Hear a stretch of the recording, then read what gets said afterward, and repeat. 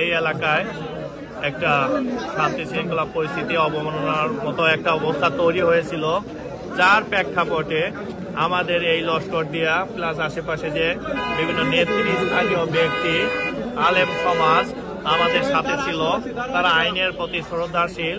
তারা সবাই চায় তার সর্বোচ্চ শাস্তি নিশ্চিত করা, আইনের আওতায় আনা। আমি সবাইকে কথা দিয়েছি, আমি জেলা প্রশাসক এবং বিজ্ঞ জেলা ম্যাজিস্ট্রেট স্যারের সাথেও কথা বলেছি, বিষয়টা তাকে অবগত করেছি। স্যার যেটা সবসময় চাচ্ছিলেন যে কোনো সমস্যার শান্তিপূর্ণ সমাধান, আমরা সেটা এই এলাকাবাসীর মানুষের প্রতি কৃতজ্ঞতা স্বীকার করছি। তারাও তাদের এই শান্তিপূর্ণ সমাধানে সেটা সবাই সচেষ্ট হয়েছে। আমাদের মধ্যে কিছু দুষ্কৃতিকারী, যেটা আমার মনে হয় যারা নগরকান্দার বাইরের লোকজন, তারা এইখানে একটা অপচেষ্টা করেছিল।